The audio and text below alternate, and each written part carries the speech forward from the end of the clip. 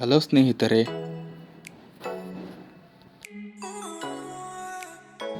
ಇವತ್ತು ನಾವು ಗೋಕಾಕ್ ನಗರದಿಂದ ಕೇವಲ 7 ಕಿಲೋಮೀಟರ್ ಅಂತರದಲ್ಲಿರುವ ಅದ್ಭುತ ಸೌಂದರ್ಯದ ಕಣಜವಾಗಿರುವ ಅಷ್ಟೊಂದು ಖ್ಯಾತಿಯನ್ನು ಹೊಂದಿರದ ಈ ನಿಸರ್ಗದ ಮಡಿಲಿನಲ್ಲಿ ಇರುವ ಯೋಗಿ ಕೊಳವನ್ನು ಇವತ್ತು ನಾವು ನೋಡಿಕೊಂಡು ಬರೋಣ ಬನ್ನಿ.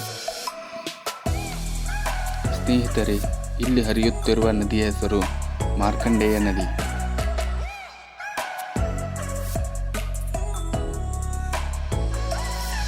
ಹಾಗೆ ಮುಂದೆ ಹೋಗೋಣ ಬನ್ನಿ.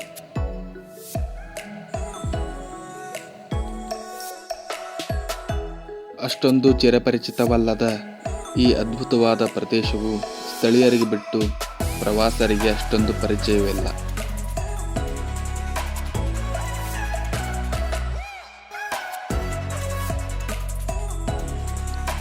ಒಂದೊಮ್ಮೆ ನೀವು ಗೋಕಾಕ್ ನಗರಕ್ಕೆ ಭೇಟಿ ಕೊಟ್ಟರೆ ತಪ್ಪದೇ ಈ ನಿಸರ್ಗದ ಅದ್ಭುತ ಸೌಂದರ್ಯದ ಅನುಭವವನ್ನು ಹೊಂದಿರಿ.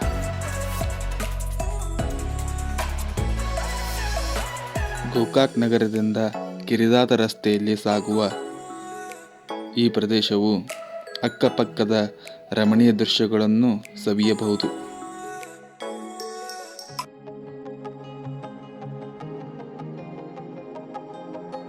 ಸ್ನೇಹಿತರೆ, ಈ ಪ್ರದೇಶಕ್ಕೆ ಬರುವಾಗ ನೀವು ನೀರು ಮತ್ತು ಉಪಹಾರವನ್ನು ತೆಗೆದುಕೊಂಡು ಬನ್ನಿ, ಏಕೆಂದರೆ ಈ ಸ್ಥಳದಲ್ಲಿ ಯಾವುದೇ ರೀತಿಯ ಹೋಟೆಲುಗಳ ಸೌಲಭ್ಯ ಇರುವುದಿಲ್ಲ.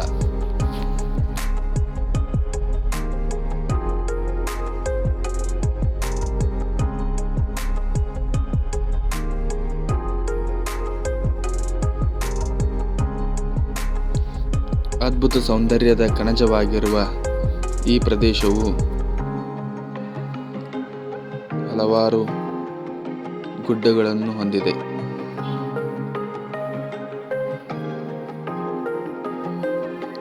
ಅದ್ಭುತವಾದ ಹಸಿರು ಬಣ್ಣಗಳಿಂದ ಕಂಗೊಳಿಸುವ ಈ ಸ್ಥಳವನ್ನು ಒಮ್ಮೆಯಾದರೂ ಭೇಟಿಯಾಗಿ ಸ್ನೇಹಿತರೆ.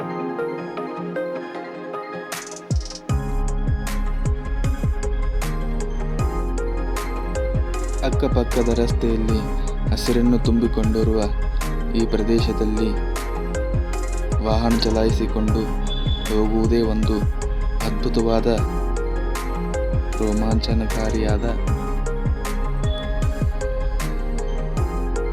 ಪ್ರವಾಸವನ್ನು ಇಮ್ಮಡಿಗೊಳಿಸುತ್ತದೆ.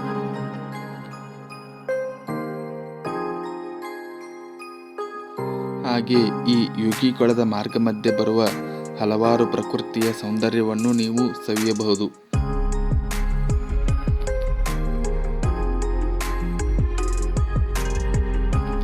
ಸ್ನೇಹಿತರೆ, ಈಗ ನಾವು ಯೋಗಿ ಕೊಳದ ದ್ವಾರ ಬಾಗಿಲನ್ನು ಪ್ರವೇಶಿಸುತ್ತಿದ್ದೇವೆ.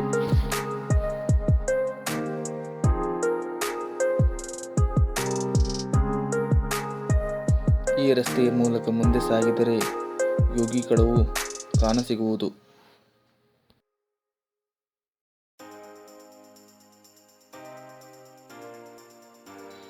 ಸ್ನೇಹಿತರೆ, ಈ ಸ್ಥಳಕ್ಕೆ ಬಂದಾಗ ಇಲ್ಲಿನ ಪರಿಸರದ ಸ್ವಚ್ಛತೆಯ ಬಗ್ಗೆ ಗಮನವನ್ನು ಕೊಡಿ.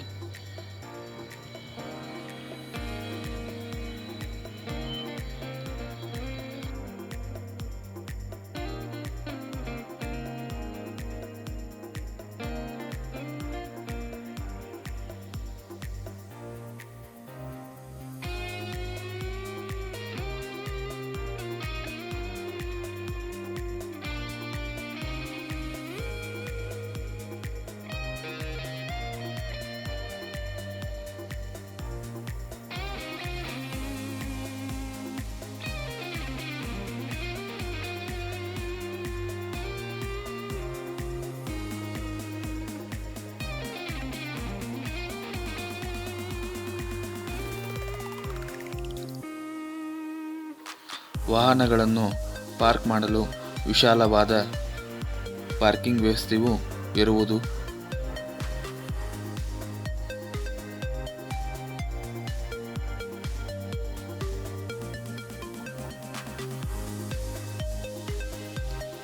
ಈ ಅದ್ಭುತವಾದ ಬೆಟ್ಟದಲ್ಲಿ ತುದಿಯಲ್ಲಿ ಕಾಣಸಿಗುವುದೇ ಯೋಗಿಕೊಳ.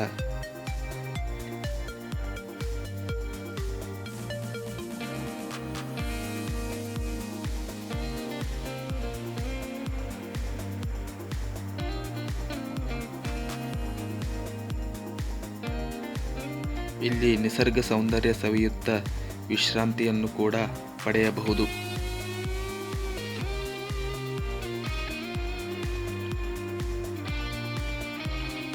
ಬೆಟ್ಟದಲ್ಲಿರುವ ಯೋಗಿಕೊಳ ಶ್ರೀ ಮಲ್ಲಿಕಾರ್ಜುನ ದೇವಸ್ಥಾನವನ್ನು ನೀವು ತಲುಪಲು ಈ ಹಲವಾರು ಮೆಟ್ಟಿಲುಗಳನ್ನು ದಾಟಿ ಮುಂದೆ ಸಾಗಬೇಕು.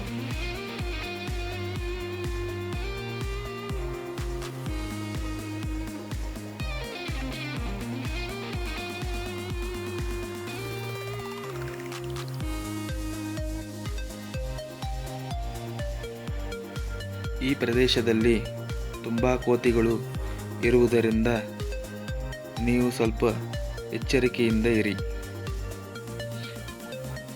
ಹಾಗೆ ನಿಮಗೆ ಇಲ್ಲಿ ಕಾಣಸಿಗುವ ಕೋತಿಗಳ ಕುಚೇಷ್ಟೆಯನ್ನು ನೀವು ಕಾಣಬಹುದು.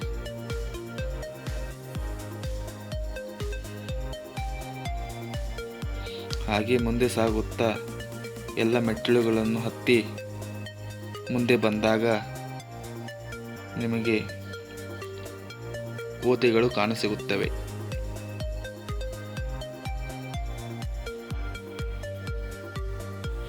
ನೋಡಿ ಸ್ನೇಹಿತರೆ,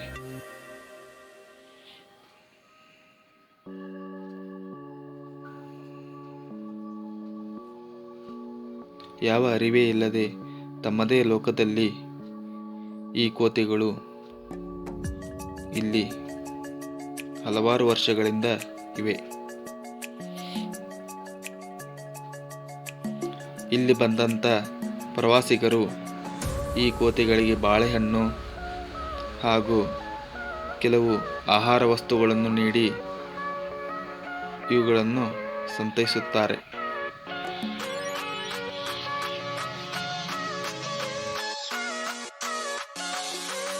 ಇಲ್ಲಿರುವ ಕೋತಿಗಳು ಯಾವುದೇ ಮನುಷ್ಯರಿಗೂ ಹೆದರುವುದಿಲ್ಲ.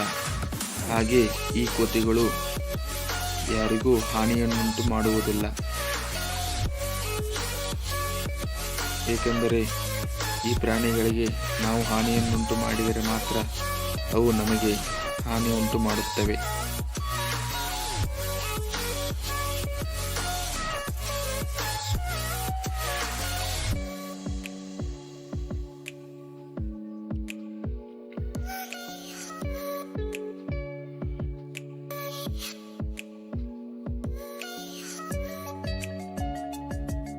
ಕೈಯಲ್ಲಿರುವ ಆಹಾರದ ವಸ್ತುಗಳನ್ನು ನೀವು ಗಟ್ಟಿಯಾಗಿ ಹಿಡಿದುಕೊಂಡು ಬನ್ನಿ ಗೆಳೆಯರೆ. ಇಲ್ಲವೆಂದರೆ ಕೋತಿಗಳು ಅವುಗಳನ್ನು ತೆಗೆದುಕೊಂಡು ಹೋಗುತ್ತವೆ.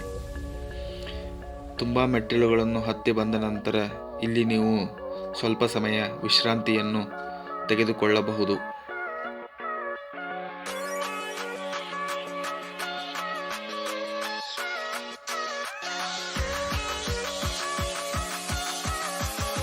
ಹಾಗೆ ಮುಂದೆ ಸಾಗುತ್ತಾ ಇನ್ನೂ ಸ್ವಲ್ಪ ಮೆಟ್ಟಿಲುಗಳನ್ನು ಹತ್ತಿದರೆ ಯೋಗಿಕೊಳದ ದೇವಸ್ಥಾನವು ನಮಗೆ ಕಾಣಸಿಗುವುದು.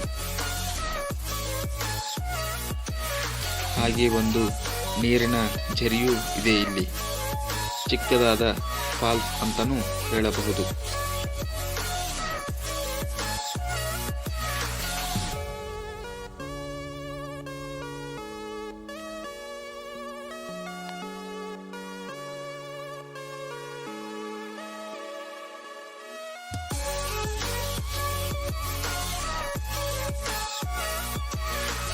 ಆ ಬೆಟ್ಟದ ನಡುವಿನಲ್ಲಿ ಕಾಣಸಿಗುವ ದೇವಾಲಯವೇ ಶ್ರೀ ಮಲ್ಲಿಕಾರ್ಜುನರ ದೇವಾಲಯ.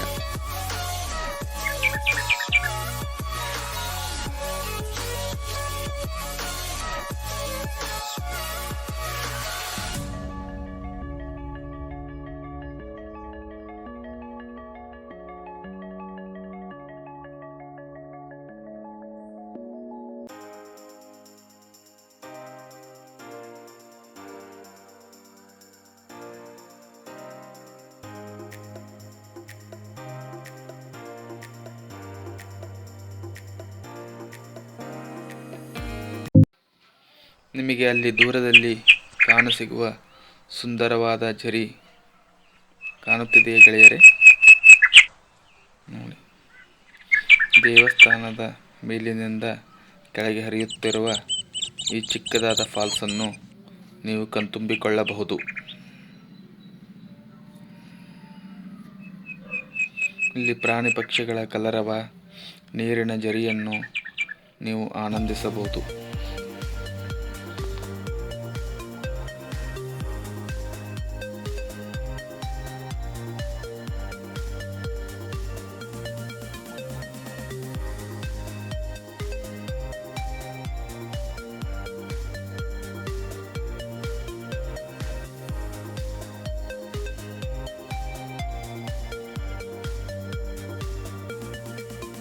ಇಲ್ಲಿ ದೇವಸ್ಥಾನದ ಕೆಲವು ಕೆಲಸಗಳು ನಡೆಯುತ್ತಿದ್ದಾವೆ.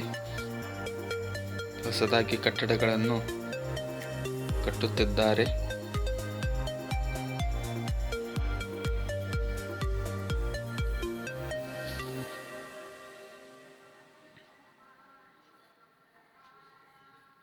ಮುಂದೆ ಸಾಗಿದರೆ ಚಿಕ್ಕದಾದ ದ್ವಾರಬಾಗಿಲು.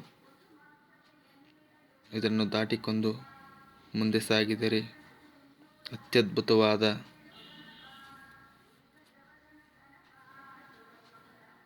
ದೇವಸ್ಥಾನದ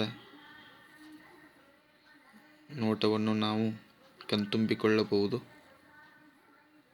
ಶ್ರೀ ಮಲ್ಲಿಕಾರ್ಜುನ ದೇವಸ್ಥಾನವು ಇರುವುದಿಲ್ಲಿ.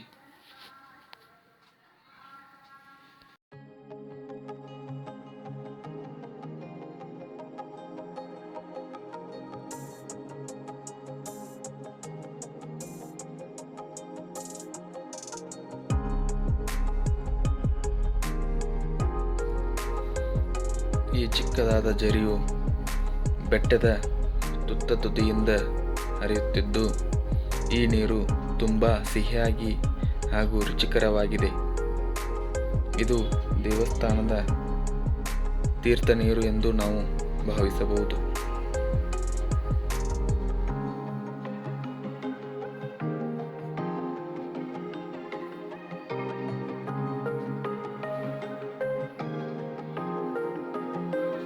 ಸುಂದರವಾದ ಪ್ರಕೃತಿಯ ದೃಶ್ಯವನ್ನು ನಾವು ಇಲ್ಲಿ ಕಣ್ತುಂಬಿಕೊಳ್ಳಬಹುದು.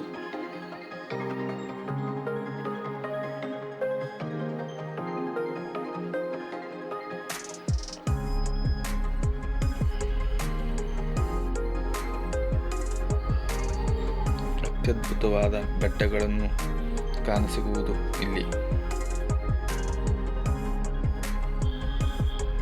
ಹಾಗೆ ಮುಂದೆ ಸಾಗಿದರೆ ದೇವಸ್ಥಾನದ ಹತ್ತಿರ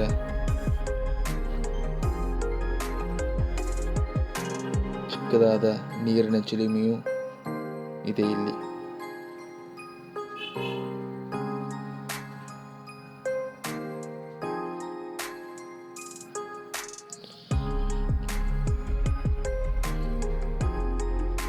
ಈ ಪ್ರದೇಶದಲ್ಲಿ ಮಹಾತಪಸ್ವಿಗಳಾದ ಮಲ್ಲಿಕಾರ್ಜುನರು ನೆಲೆಸಿದ್ದರು. ಅದು ಈ ಪ್ರದೇಶದ ಇನ್ನೊಂದು ವಿಶೇಷತೆಯಾಗಿದೆ.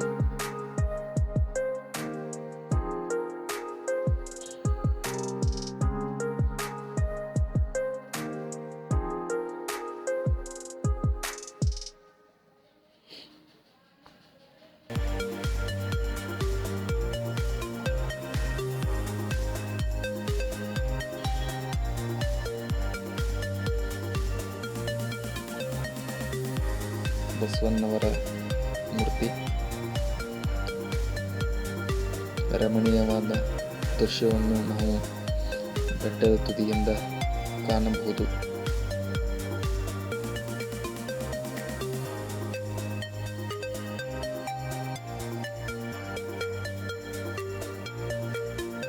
ಇಲ್ಲಿ ಬಂದಾಗ ತುಂಬ ಹಿತವಾದ ಅನುಭವವನ್ನು ನಾವು ಕಾಣುತ್ತೇವೆ.